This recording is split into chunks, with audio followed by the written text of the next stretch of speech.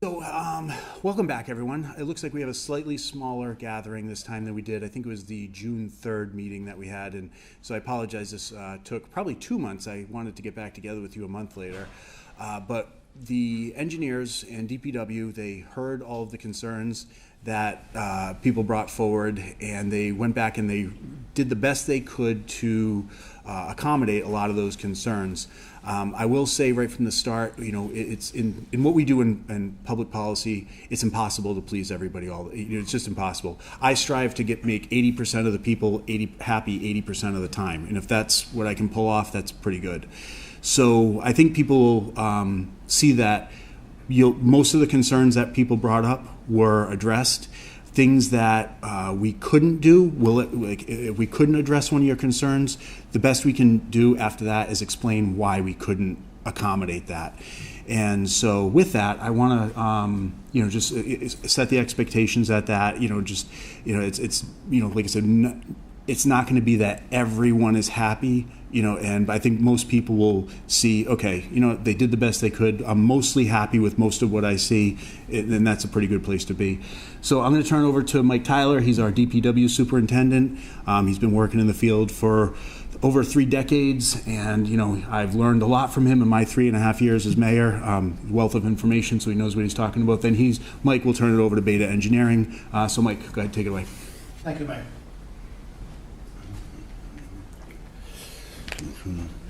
Good evening, everyone. Thanks for joining us tonight. It's a very important project, what we're trying to undertake, and I hope everybody that participated last time knows that we heard them loud and clear about the first proposal that was put in front of them and the rationale that was given to us of why that was not going to work for this particular neighborhood. Again, we incorporated, we went back to our engineering company, we brought those concerns to them, told them we need to make changes to this, but there's certain areas that I think we discussed last time that need to be brought up again. There's one thing that we can't do is put this new set of lights in and have it a negative effect on the improvements that were done years ago at the county square. If we're backing up that traffic, that means we solve one problem and we created a problem down the road. That's not something we're trying to do. We're trying to solve a lot of problems here, and one thing, we're trying to make this the safest intersection for everyone that's going to be intended to use it. But again, we cannot be creating a traffic problem either further down the road. The plan still does call for the lights at Schnell to be removed, and the rationale behind that is that it really doesn't meet Mass DOT specifications to be an active light there in the first place.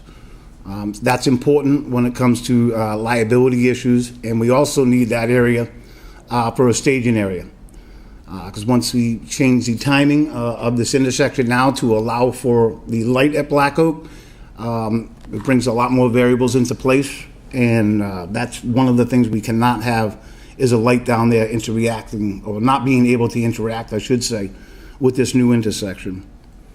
I will say that I'm very worried right now about the timeline of this happening. We're getting very close to I'm not sure, I hate to put it that way, but I'm very concerned about the reality of this set of lights being operational before the opening of the new high school next August, if we were to beat it back anymore. The process to go out to bid and secure a vendor for this is probably a month and a half, maybe 2 months. That's not the problem we're having right now. The problem we're having is with supplies, and certainly when it comes to traffic light supplies. These aluminum poles that the mastheads are on, right now they're at a minimum of 6 months out, and so this is where the concerns start coming in. So we did promise the city council and the mayor that we would have these lights operational in August 2022.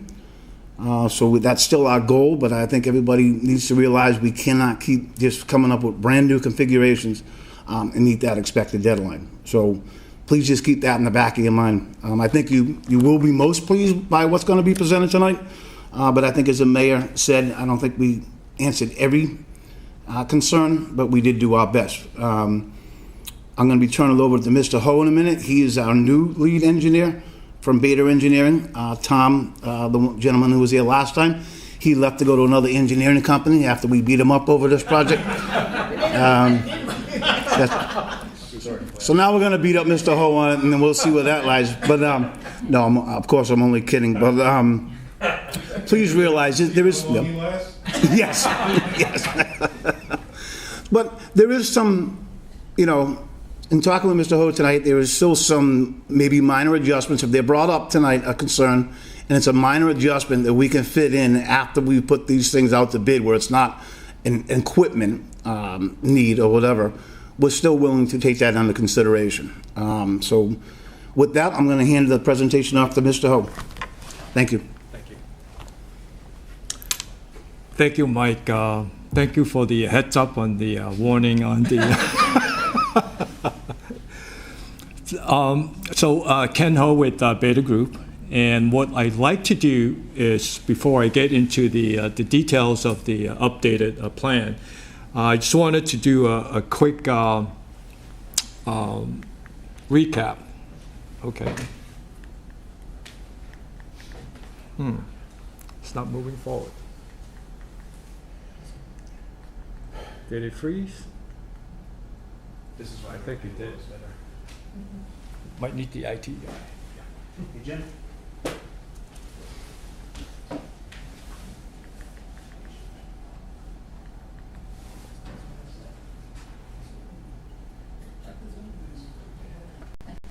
I think it freezes somehow.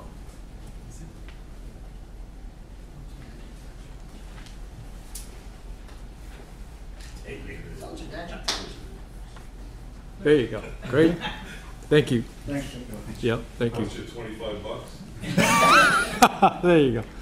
So just a quick recap on the project history. This project is, basically necessitated because of the new high school, and there's going to be a change in a traffic pattern because of the connection directly to the Rathbun Willard street. So, and certainly a traffic study was done in 2018 as part of the new high school.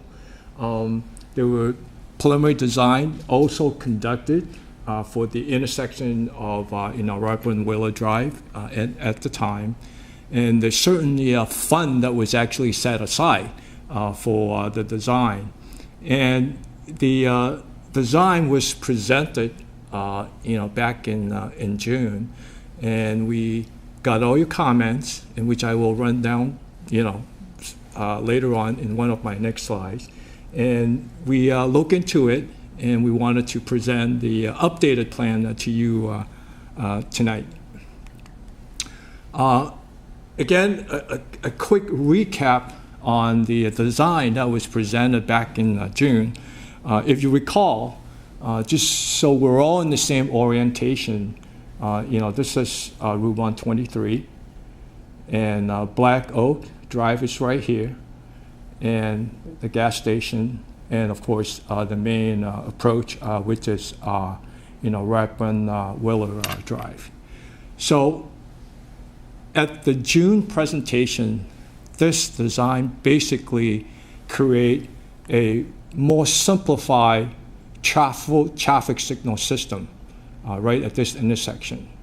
The one thing that was actually mainly reconfigured was the approach to Black Oak Drive. So this concept shows that if you are coming from 123, you can only make a right into Black Oak.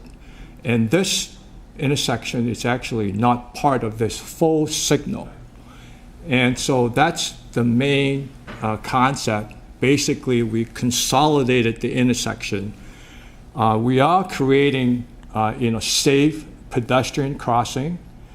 And the one thing that we have done with this concept is, if you remember, it's a right turn and a left turn only based on this design.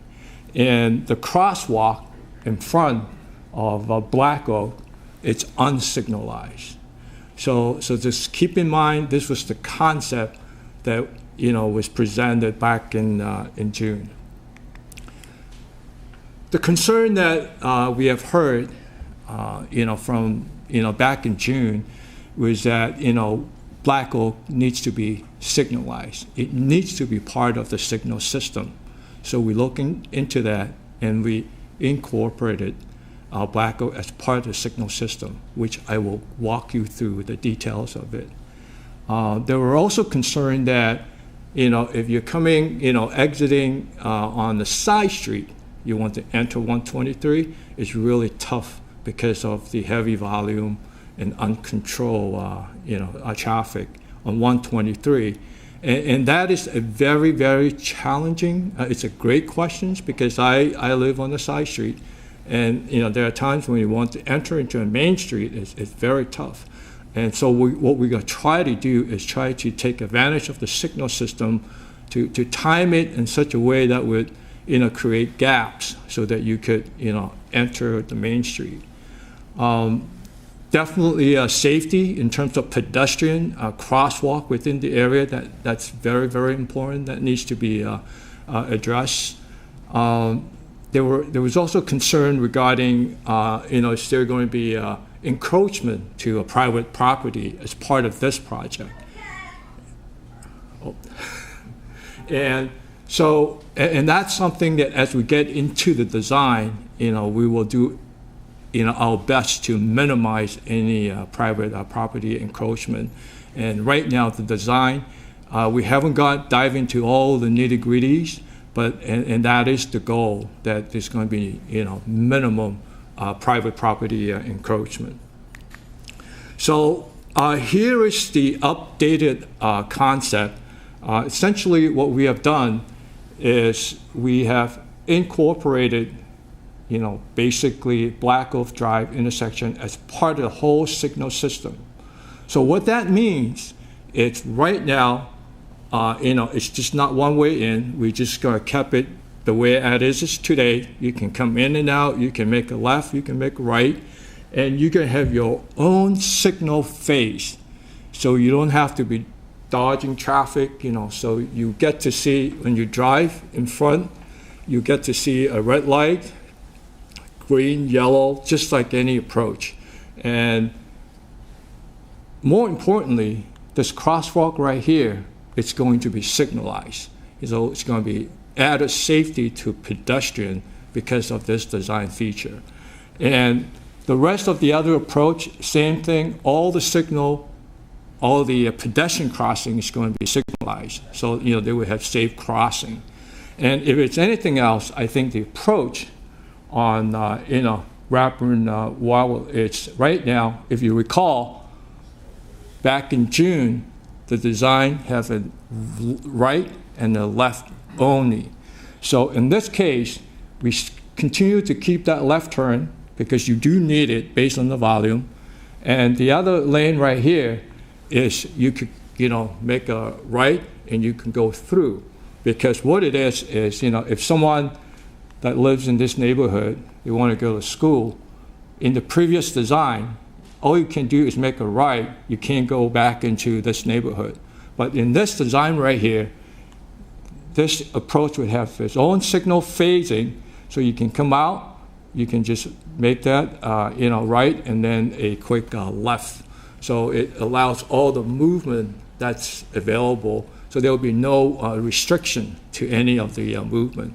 So I think if it's anything else, this intersection right here, we'll continue to have full video detection system. Basically, it's the cutting edge technology. It's been out for a long time. It provides real-time traffic signal demand. So we will time it so that these detector, which you can't see it, but it looks like a camera. And in the old days, you can see there are wires cut in the loop. So we're not doing that anymore. So with the video, even though if the town decided to repave this road, or if N-Star or any utility that comes in and mess up the road, the detector will still work because it's video. So because right now the loops on the roadway, when you have a utility company that comes in, and if there's a water main break, you take it up and it goes, your detection is gone. So this is the latest detection, which give you real-time traffic demand, and if there are more cars coming along 123, it will give it more green time. And then if there's less car coming this way, it'll just basically gap out. What that means is we might allocate 30 seconds, but there's only 20 cars, and all you need is 15 seconds. So there's still 5 seconds left, and it's not going to continue to run green. So it's just going to be, gap out, shut it out, and then it'll turn it over to the side street, the demand. So, and then there's also the fire preemption system, emergency vehicle. It's going to be a brand new system for safety. If they have to, go through the intersection, they can press the preemption button and it'll turn green. So I think this design right here provides you with additional safety and operational, but there is, should I take questions now, Mayor, or should I just wait? I know someone had some hands raised. I think I have maybe 3, 4 more slides. Let's go through all the slides and answer questions. Yeah. Because maybe he'll answer your question before the end of the slides. Right. So I do want to note that with this new added approach, so you are dedicating another signal timing phase for this approach. So you're adding another, in this case, about 12 seconds of the entire cycle. When you wait at a traffic light, you wait for usually it's about 100 seconds. So you're adding another 12 seconds. So that's the drawback. I just wanted to note that.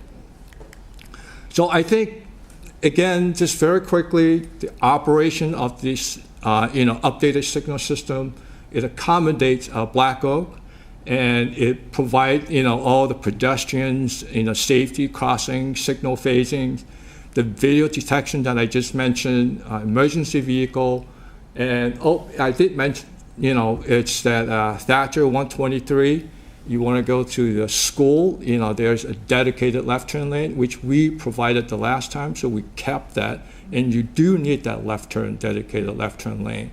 And they will also have their own signal phase, so they don't have to really compete too much with the through traffic. Here's just a very quick comparison of this, added feature or updated plan, which I'm not going to, get into every single bullet, but what's important to note, it's the challenges. Basically what these couple of bullets is that, we all know this intersection is very congested. During the peak hours, you have almost close to 1,000 cars on the main line, 123. Not just one direction, both directions. So they have to process. And so by adding the 12 seconds, there will be a little added delay to the intersection, but you're creating more flexibility and safety overall. So that's really what the challenges is going to be by this added features. Additional improvements, I know these are some of the recaps. As a whole, this project, we are providing pedestrian safety with new sidewalks, and definitely, overall the pavement's going to be all brand new. There's going to be reduction in traffic because now folks can go straight to school through this intersection. They don't have to go all the way to Lathrop Road. And as the mayor indicated, and Mike, we're going to remove that signal at Snail. And this signal is going to be basically, the brand new equipment. Everything is going to be brand new at the intersection. And this is my last slide. Basically, next step is, if there are comments, we will definitely consider it if there's any room for fine tuning this plan. And it is critical. We need to march forward. And we can't be really making any major changes to the plan at this point. Our goal is to try to, bid the project in the fall to try to meet the deadline, because of the lead time that's required to order the signal equipment. And I think that's essentially it, Mayor, and that's the end of my presentation. I would just like to add, thank you, Mr. Sure. Just a couple practical comments, just only because I'm very familiar with the project, and I want to add, when we talked about the reopening of Rathbun Willard Drive, of course, it's going to benefit traffic that's coming from the West Street area and stuff like that. But the main reason for the reopening of Rathbun Willard Drive is a public safety feature. The police and fire, if God forbid, if they have to respond to their school in an incident, they have to respond to what they call all four corners until they can focus on where the incident is happening. So that's the main reason. So I think it's going to be a big benefit to the city at the end of the day. But the main reason is the plan for that high school incorporates the reopening of Rathbun Willard Drive. That's a very critical point that I want everybody to know. The second point is when he talked about the crosswalks. Well, the crosswalks are wonderful. Now they're lighted. I've had a discussion with all three principals over there, and I need a little the public's help on this. We need to be funneling the students to the fully signalized intersection. We do not want the students anymore using the illegal crosswalk that is over near Anderson and having the kids walking down Anderson. It's going to go totally against what we're trying to do here. When we put in a signalized crosswalk area, we want to funnel those students over there. It's for everybody's personal safety. And it's we're changing a pattern if everybody's kids did it. Didn't matter if you were coming north, south, east, or west. You might just mention that it was an illegal crosswalk. It's not ADA compliant. So if you were to look at that crosswalk on Anderson, a wheelchair cannot go up on it with ease. That's what makes it illegal. Right. Probably a bad choice of wording. It's not illegal sidewalk, but yes, it's not ADA compliant. Illegal, it's right. not ADA compliant. It's not. And with all the research I've done, nobody knows actually how it got there. I think we all know how it got there. Okay, so I'm not going to capitalize any more on that point. It's like a goat trail, same thing. Exactly. And I think a great point that Mr. Ho made is there's going to be a lot of timing going on, though. I think everybody needs to realize what 12 seconds and 15 seconds mean. It's a lot. It's a lot when you're trying to get lights to work in sync. The 12 and 15 second is, well, they're saying that each car takes about 3 seconds to get through, so that's a 5 car. The 15 second is usually when you're talking tractor trailers, that means that they're a 5 second rule, so that means they can get 3 out of there. So, but when you do that, 12 seconds over here is 12 seconds less over here, it's 12 seconds less. So that's why the cameras are going to be incorporated. So instead of the traditional traffic loops that are cut into the roadway, that the vehicle detection loop that tells the vehicle's there, now we're going to have live time cameras there. They're going to detect these things. But the main point of my emphasis when I say timing is one of the worst things that I've seen in my career here is when you put something new up and then you have to change the pattern a couple months later. Now that everybody got kind of used to it a little bit, but you figured out now you need to stop making tweaks to it. Small tweaks to make, fine to make, people get used to them. If you have to change the total flow of traffic, that's not going to be very good for anybody. So we need to really work on that timing pattern and what it looks like. There'll be models, and we have many traffic models, but the last thing we want to do is change everything over after 3 months because it didn't work for everybody. So just keep that in mind. It will not be the last adjustment done to this intersection when it's done. There have to be minor tweaks made. For me or Mr. Ho? Either or. Sure, come on. Yep. Can I go? How about westbound 123 making a left onto Black Oak? Is that possible? Let's pull that back. Yep, sure.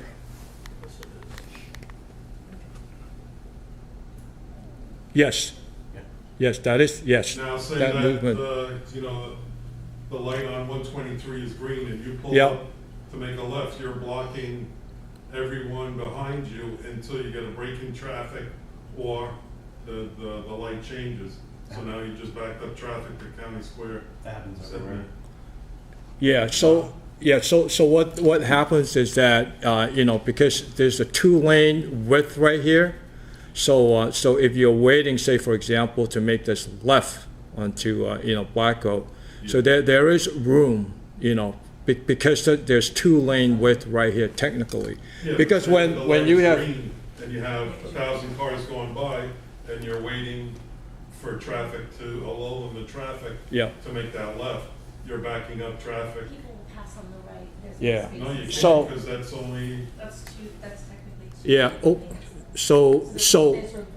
right, so But not when this is green, this left cannot go because of the heavy volume, so we Right, try to I'm keep coming it. from County Square. I'm just Right, left.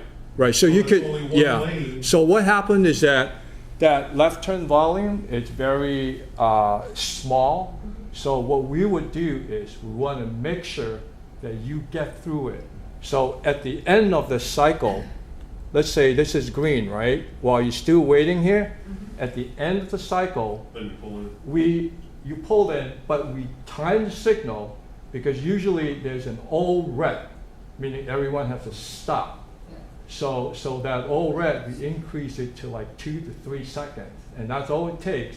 So making sure that this person that's waiting here could make that left to go in because you're holding the intersection for safety, like about 2 seconds.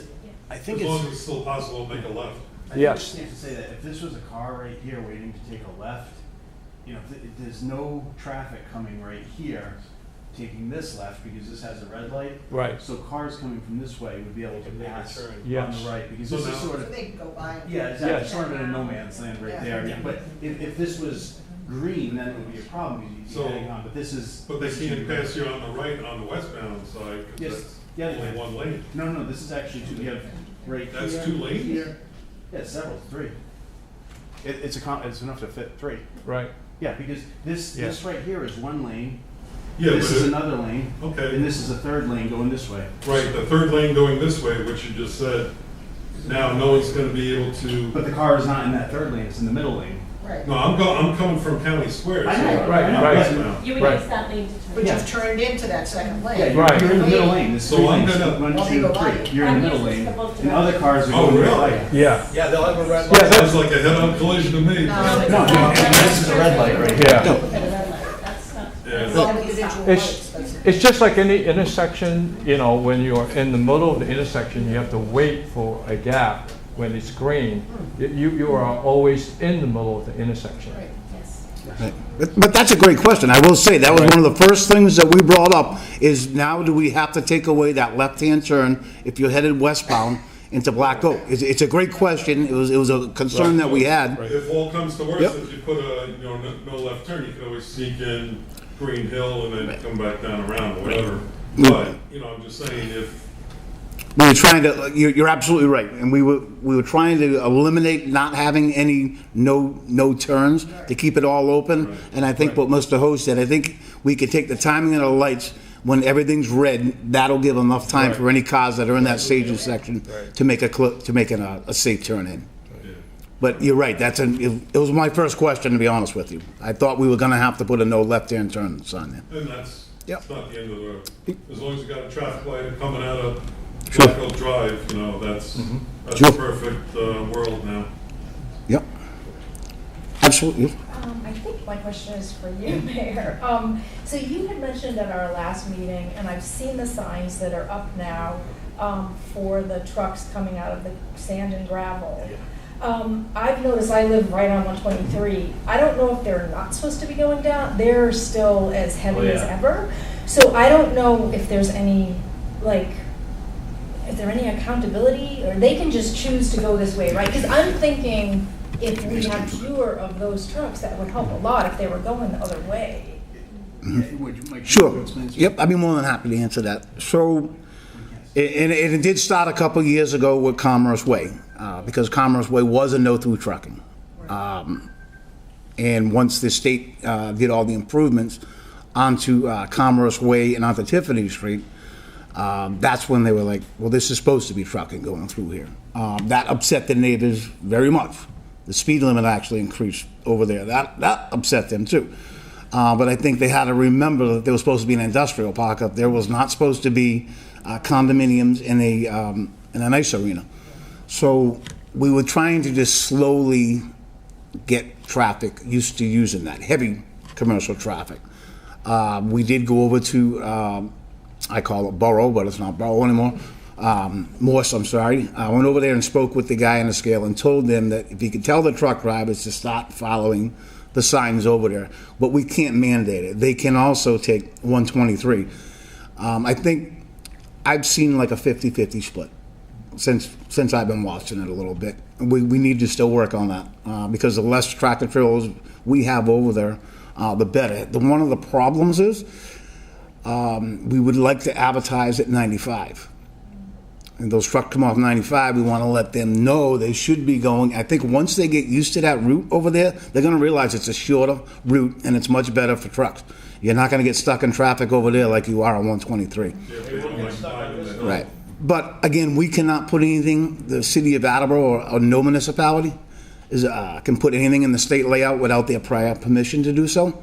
So that's going to be our next stage. We're going to ask the state if they would allow us to put signs over there saying truck route to go down, which would be South Ave to Tiffany Street over to Commerce Way. If they allow that, it also changes the when they Google it. That'll come up when they're in their trucks. That's going to tell them to go. That's the actual truck route to it. So, but right now there's nothing legally we can do. We're just suggesting to them. But I'm getting good feedback from Morse. They're saying, some of the guys that are actually taking it, like, wow, they had no idea. It's saving them a lot of time, even though the people who live on Commerce Way, I'm sure, are not as ecstatic about it as I am or this audience. But yes, But I mean, Yep. it's wider on Commerce. Sure. It's more conductive for that traffic. Absolutely. Yep, absolutely. Yes, gentlemen? Just so I understand how the lights will work, let's say there's nobody on Rathbun trying to come out, Yep, and nobody on Black Oak trying to come out. yep. So does it just stay green continuous at that point? The way we time it is, yes, if there are no cars on the side street, it would rest, we call it rest green on the main line. Okay. So the only time the main line will, change color if someone in the middle of the night, that wants to leave home on, Black Oak, and it'll trigger the light to turn red on the main line so you could come out. Okay. Thanks. Sure. Mr. Chairman. How will this affect the school buses coming out of Rathbun? Because sometimes you get a line of school buses that are 10, 14 deep, trying to get out. They're trying to get out. Well, That's still gonna be timed? I think that's where we're going to see more of a timing issue Yeah. that we're going to have to Yeah. adjust to. I Yeah. really do. We don't actually know. Right. And COVID has been very tough for us to get realistic traffic counts and what's happening over there, because if you see the amount of vehicles of the parents that are actually picking up their kids at Studley and Brennan, it's trifold what it used to be, and for good reason, I'm sure. But I think that's going to be the biggest adjustments we're going to have to make is when those school zones are active Yeah. with the buses to make sure that we're getting them out of there as they're supposed to be. So, but I will say this: you're going to see, I would estimate off the top of my head, just with the experience I have with it, you're probably going to see 40% coming out of those schools and actually heading up towards Rome Boulevard. So I don't think it's going to be as drastic as we feel, but until they're actually moving, we don't have the answer. Yes, in the back? Yeah, I know we had talked a little bit about what's gonna happen when the street light that's by Pedro's gas station gets removed, because it's gonna have to come out with this new light being put in. Is there any kind of safety measure that's being considered with the removal of that? Because that's a very dangerous intersection as well, and we talked a little bit about it. It doesn't affect us as much on Black Oak, but when we're trying to come down there from West Street, I mean, maybe now we'll just take the cut This is the road, new shortcut. the new shortcut, but if you're down there, it still is gonna be, kind of dangerous if you have to make a left from that Yes. little side street. Is there anything that, like signage or anything else that can? Sure. So, and I'll turn it over to Mr. Hodesek. I will say one thing: we do know there's going to be some type of situation over there, and how we react to it, I'm not exactly sure yet. But I need this whole audience to know that there's plans in this city after this light is even done to do improvement work all the way down South Ave, all the way to Exit 3. And we've been working with Mass DOT on that. We've been working with Federal Highway. So I think once we see what's actually happening over there, and if we're creating a real unsafe thing, that'll be the focus for the next stage, to take care of that until we can do with the rest of the improvements. But if you want to add anything to that, Mr. Hunt? Yeah, The light green, so you can sneak right at the black dog. the answer is yes. Once we remove that traffic light, we're going to add new safety signage.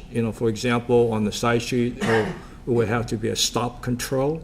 And so I think what's going to happen is typically on a project like this, before we remove the light, at least I would say, 2 weeks or 3 weeks out, we would have signage that you might have seen telling people that, hey, traffic pattern is going to change.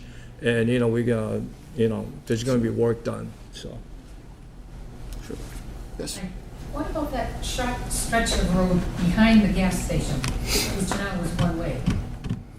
Now you're getting into our third phase of the project.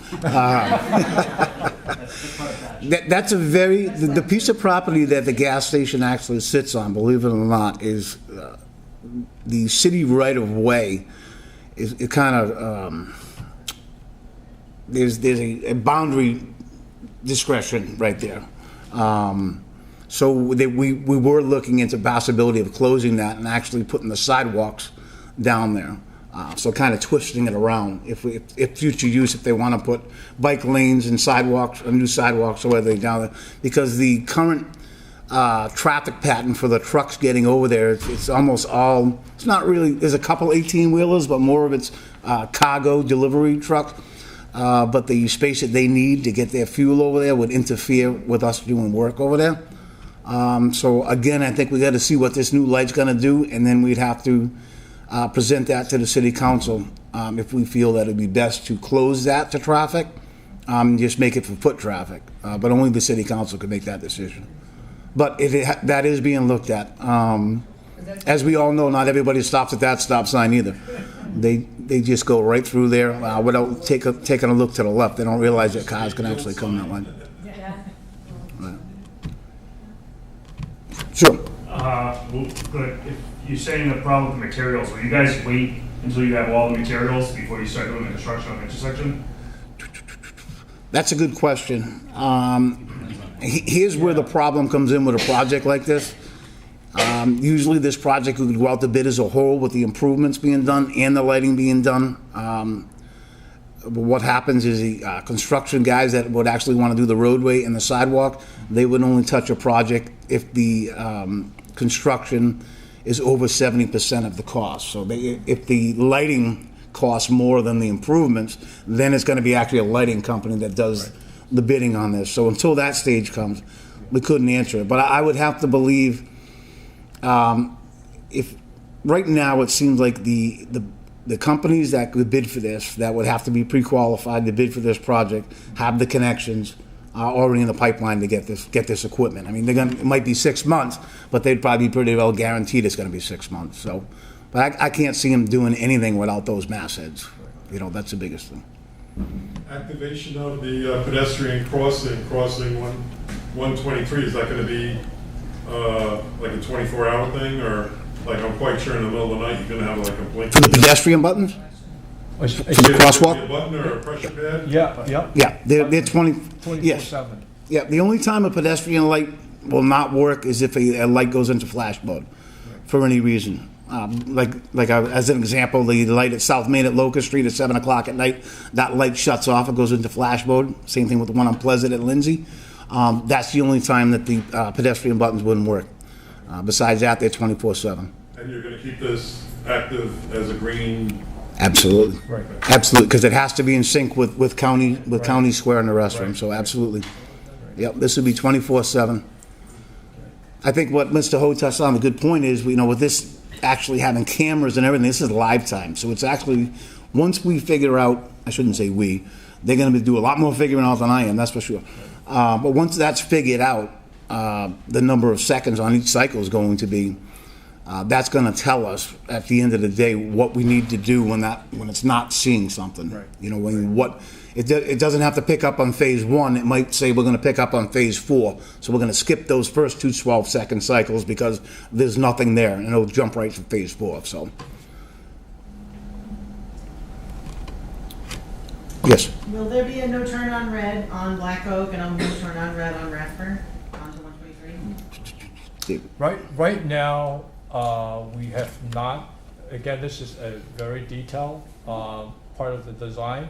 Right now, we are not providing any turn restriction. But if that becomes a problem, that could be added. That would be something I would have to ask the city council to do, because like the administration, DPW, the mayor, we can't just put up a sign somewhere and impose a new rule. That has to go to the council, and they have a public hearing, and they decide whether or not they're going to put that type of restriction on. So that's to be determined. Sure. So I've noticed, especially over the pandemic, with the change, the shift in the elementary school start time to a little bit later to accommodate the buses being sanitized, that the timing on the school zone speed limit signs is off. Is that going to be something that's addressed as part of this, or will that be addressed sooner for this school year?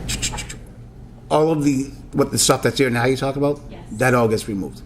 Yeah, That's that's all like going to be removed? Everything is removed, everything will have to be in So time. for this current school year, will those still be operational, notifying people that it's a school zone and to slow down? The plan is, yes. Speed is Yep. a terrible issue Yep. right now. But we're not trying to the only thing we're taking away is the lights at Snell. But just as we alluded to earlier, we still know we have to do improvements down there. What that entails, I don't know. That'll be a discussion I have to have with the mayor after. Maybe we need a lighted crosswalk light down there. Maybe we need, like as Mr. Ho said, we're definitely going to need advanced signing. But we're not removing anything that's in these school zones that's currently there. If anything, we're just replacing with new and adding. Nothing will be removed. Yeah, because that's a very big deal. The police department does not like to have school zone lights flashing when it's not in, Yes, and that's vice what we're versa seeing as is well. that when there is a need to slow Sure. down, the light isn't flashing. Yeah. We're running into issues with the kids walking to school. Yes. Yep.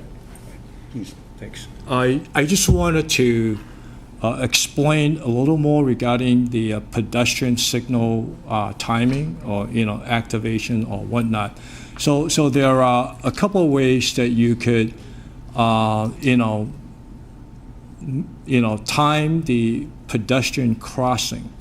And one is when you push the button, the whole intersection shuts off and pedestrian will cross. So that takes up, usually depending on the width of the roadway, it could range from 20 to 30 seconds.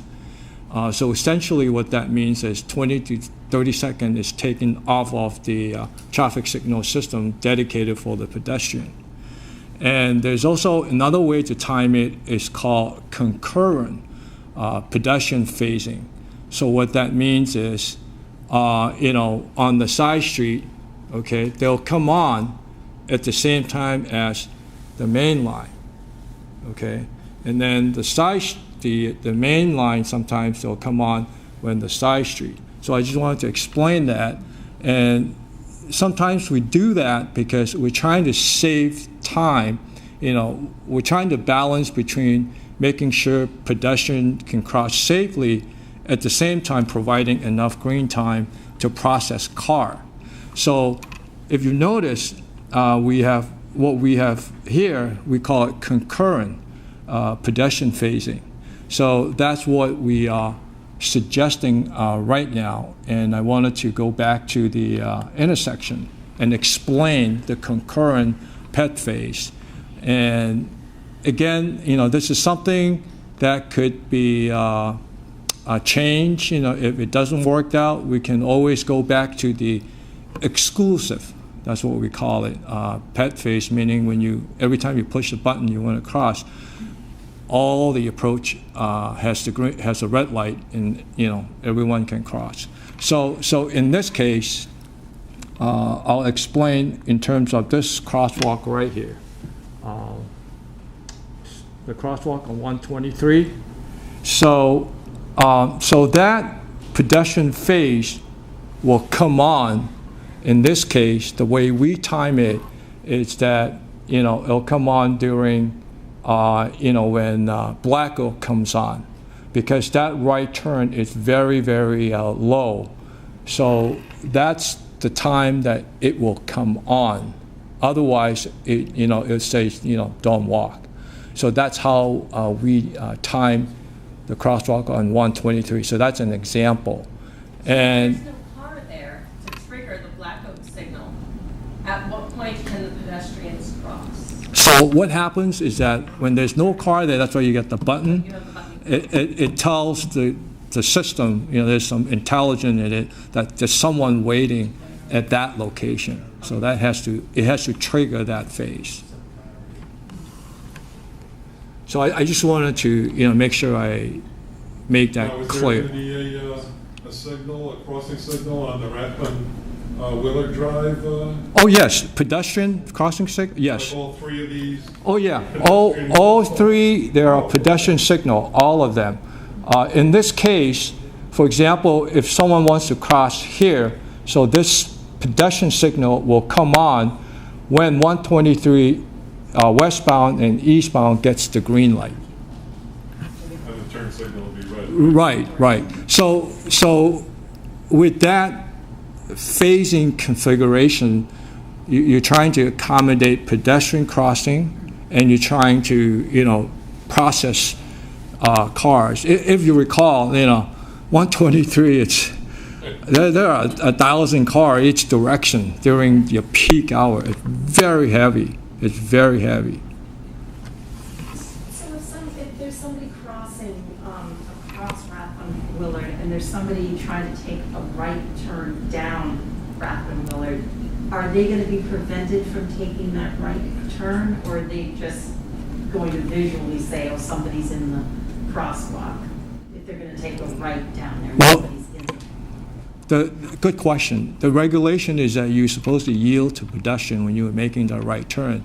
And I know in Massachusetts, we're all very, very impatient and aggressive driver, and sometimes that could create a problem. And I think that's something that we would have to look into when the system is in place. As Mike had indicated, we'll probably be out there, at least a couple of times to fine-tune the system. And will there be a crossing guard still there? My understanding, the crossing guard will still be there. You're right, that's not going to go away. What's the approach speed going to be from west to east in that intersection? Just like any other intersection, the approach speed as they approach the intersection, it's usually 25 miles per hour. And as we know, just like any other intersection, people, when they see the green light sometimes, they try to book it. And again, this is Massachusetts driver. Coming up to that intersection now, the speed limit is 50 miles an hour. Yeah. And then it goes to 40. You're talking about South Ave, I think. Yeah. There's going to be some, and I think you alluded to it, there's going to be a warning saying traffic light or intersection or whatever. Right. Because as any of us that do that road. They fly down there Yes. off the highway. Yes. We're actually narrowing it. Yeah. Now, is that protocol based on actually narrowing the road, or is it done basically with lines, with lighting? Do you want to take that one? Because we've talked about that. Sure. Well, yeah, South Ave is a 50-foot right-of-way. And it actually, if you took all the vehicles and the houses off of it, it looks like an airport. I mean, it's just it's a runway, and it's very conductive to speed, and especially when you have two lanes coming off near the gas station leading into one, and nobody wants to heed. So the plan would be to narrow that road. And there's different avenues to narrowing that road by putting a center island on it, by putting something offsetting, making the lanes only, they tried different aspects first. They tried markings, so making the lanes 11 feet, because believe it or not, when the road looks narrow, you go slower. It's just a common thing. We're still in the initial stages of that, of what it actually looks like. But when it comes to the speed, because Attleboro does have one good thing that a lot of other communities don't have. A lot of communities have what they call speed regulation, and those are all in the book, Mass DOT certified. If you want to change those, you got a lot of paperwork to do. Attleboro, the chief of police, does have the discretion to do so. So I think with this, what's going to happen we're going to monitor the situation. If we see that what's currently working is not working, and it needs to be 20 or 25 or even less, I need to sit down and have a discussion with the chief. He has the authority to at least do that on a temporary measure to see if it works until we find the right program. But that's a nice little thing that Attleboro has. He does have the authority to do so on that condition. So that's exactly what we intend on doing in this case. Yes, How are you gonna get around that bicycle lane thing? And I see there's a state law that says, yeah, when you go to do a project, this is for further down the road, I should say. But anytime you do a project now using state money, you have to use what they call complete streets, and that would include bike lanes on there. It would include an hour on the roadway, so pedestrians can have a walking area. It's just a requirement that they have. You'll see them all over the city, and I can just, a quick example, if you will go down North Ave, where they did all the work on the bridge, you'll see that they put bike lanes in their Bishop Fien and sidewalks. even Tiffany Street. Right, Tiffany, their hope is that one day they're all gonna be connected. But if we use their money, we have to incorporate that. We're using free cash for this one. What's that, I'm sorry? We're budgeting free cash for this one, for the intersection here. So we're not using state. Right, yep, the mayor has budgeted $1 million for, So the state. yep, for this work to be done, just for the intersection. Right, So- so we don't have to abide by. Right. The plan for the plan for South Ave is much more. You're probably talking somewhere in the $3 million range, but the good thing is, it's on Route 123. So, they were trying to connect this with the improvements to Exit 3. So that's what we want to do. We want the state to pay for it. We don't want to pay anything. Yeah, put it in the $3.5 trillion infrastructure Yep. bill. If we can get the state or federal highway to pay for it, that's the way we want to do it, because 123 is a numbered road.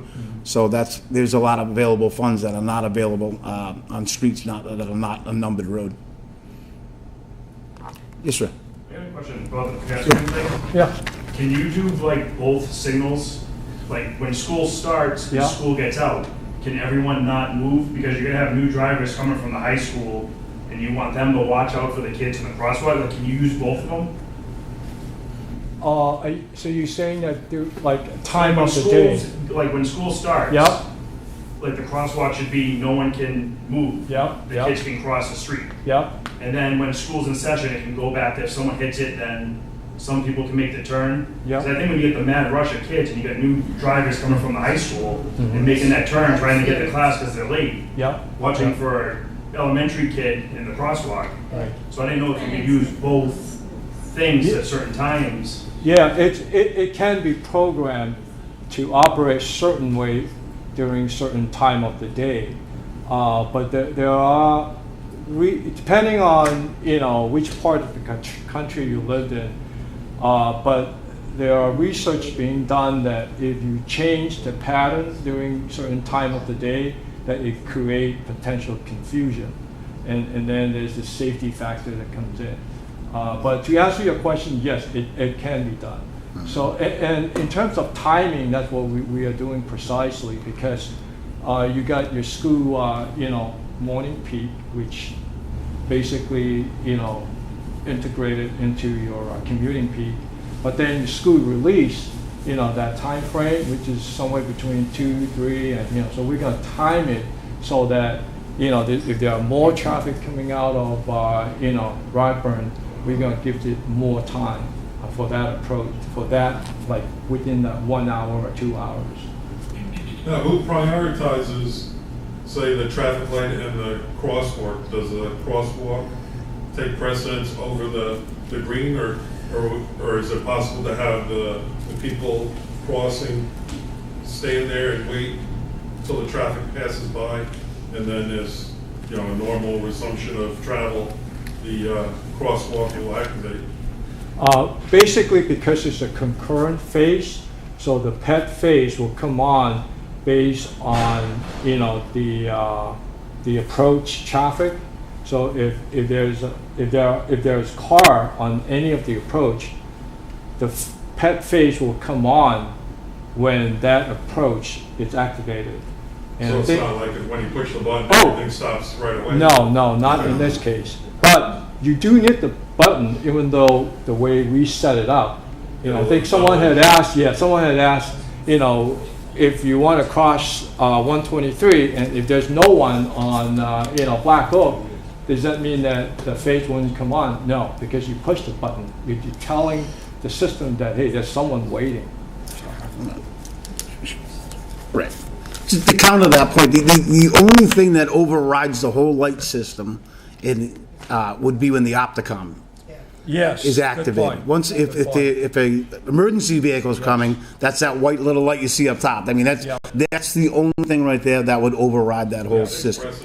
Right, that's everything, that gives him the green and everybody else gets that red. You know, when we were talking about the crosswalks, I just want everybody to be clear, because it took me a little while to understand what they were talking about. First, I thought they were talking about, well, now they're going to have crosswalks be time sensitive. Like, you only got 5 seconds to get across a crosswalk. And then I'm thinking back, the number one complaint we get about these new solar crosswalk lights that we put up is there's nobody standing in them, the person's already been by it, but the light's still going off. Well, I think everybody has to realize that not everybody is able-bodied. So there is a certain amount of time that has to be, you know, for people with ADA disabilities to use that. So it's a number one complaint we get, but that's not what Mr. Ho was talking about. He was not saying that now we're going to make a, you know, one of these crosswalks, we're going to time it where you only have 5 seconds to get across. There is still a certain amount of time by ADA requirements that has to be. But with those lighted crosswalks, when that flash, if nobody's in the crosswalk, you can still go through. That's a yellow flashing light, that's true. not a Good red point. flashing light. Correct. So even if somebody walks through really quickly and they're on the sidewalk, as a motorist, you don't need to stop. You can continue to go through. Right. So it's they've crossed, exactly. You won't. If somebody's standing on the side of the road, you don't have to stop for them. But the minute they put their foot in that crosswalk, that's when you stop for them. Mm-hmm. Yeah, good point. Very good point. Does anyone else have any questions? What's for dinner? So I hope, you know, I'm sorry. Well, I just want to say that it really feels great that we were heard, and I just individually, I really feel like we did a lot of effort took a lot of effort to address our concerns. Yeah.